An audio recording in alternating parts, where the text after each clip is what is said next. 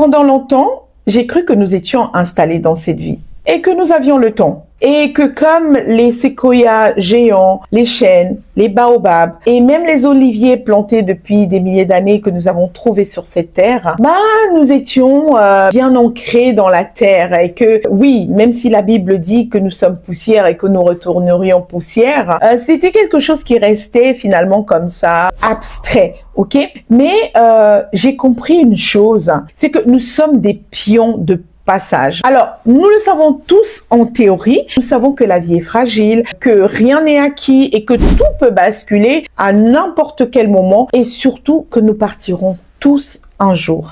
Mais c'est une chose de le savoir et c'est pas la même chose que d'en avoir pleinement conscience. Alors, bienvenue sur ma chaîne YouTube. Ici, c'est la chaîne de la conscience de la transmission où on comprend la réalité dans laquelle nous sommes pour pouvoir transmettre la lumière parce que nous sommes des porteurs et porteuses de lumière.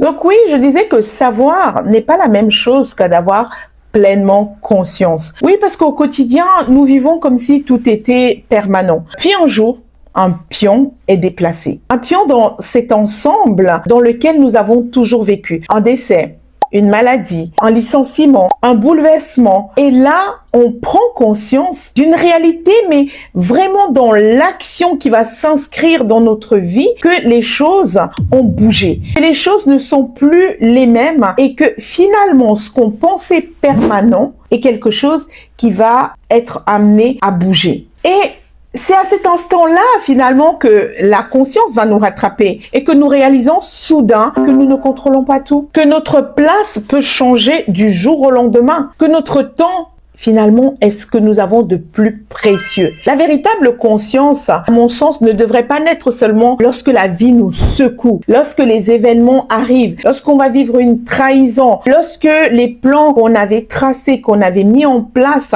ne vont pas fonctionner. Elle devrait nous accompagner chaque jour. Cette conscience doit nous accompagner chaque jour parce qu'en tant que porteurs de lumière, nous sommes justement appelés à voir ce rayonnement et manifester cet éclat autour de nous. Et cet éclat passe aussi justement par la conscience. Conscience dans laquelle si on vivait pleinement, finalement, on aurait véritablement cette envie de ne pas perdre de temps. De ne pas perdre le temps dans des choses qui n'ont pas d'importance. De ne pas perdre le temps dans des choses qui n'ont pas de valeur pour nous. Et finalement, la question n'est pas de savoir si nous sommes tous de passage. Parce qu'au final, on le sait tous. D'emblée, la Bible nous l'a dit, vous êtes poussière et vous retournerez poussière. Donc ça, c'est un fait. Qu'on y croit, qu'on n'y croit pas, on le sait. Alors qu'on soit enterré, incinéré, finalement, on finira de la même façon, c'est-à-dire par disparaître, en fait, de cette planète, dans ce monde physique, dans tous les cas. Donc, pour moi,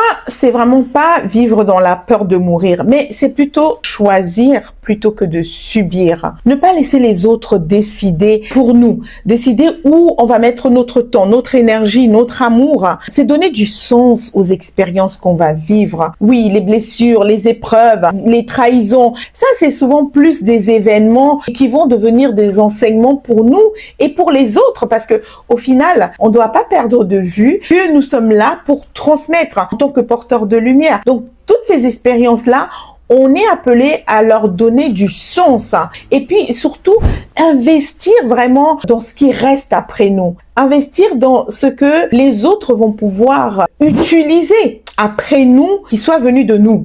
Alors oui, tant mieux si c'est du patrimoine, c'est quelque chose de matériel. Mais la transmission, elle passe de génération en génération. La transmission de la conscience, c'est quelque chose qui va impacter les générations. Si dans cette génération-ci, moi je suis consciente par exemple des blessures dont j'ai hérité, si je suis consciente de ce port de lumière finalement qui est en moi, je vais pouvoir transmettre plus loin à des générations futures l'importance et la conscience d'être un porteur ou une porteuse de lumière.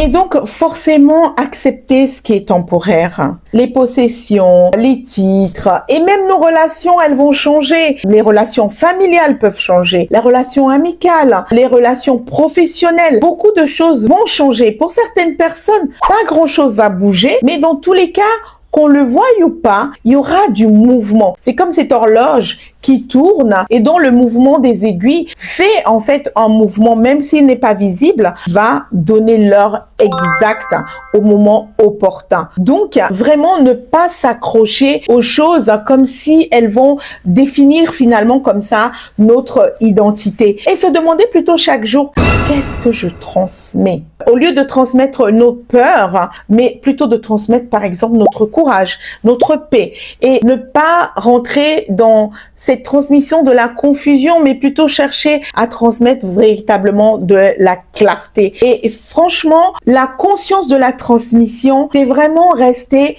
pour moi, à mon sens, dans cet état d'esprit de clarté, parce que au final, oui, les enfants de Steve Jobs sont contents d'avoir Apple comme héritage, mais finalement, dans une génération, s'il y a quelqu'un qui gère mal cet empire financier-là, il peut être amené à s'écrouler. Par contre, lorsque l'on transmet des valeurs, qu'on transmet justement cette notion de courage, de résilience, de joie et de considérer que la vie, c'est vraiment une succession d'expériences qui sont là pour nous enseigner, pour nous apporter un plus qui va nous emmener à transmettre ce bâton plus loin comme dans ces courses d'athlétisme, alors à ce moment-là, on va pouvoir donner le sens de façon consciente à notre existence.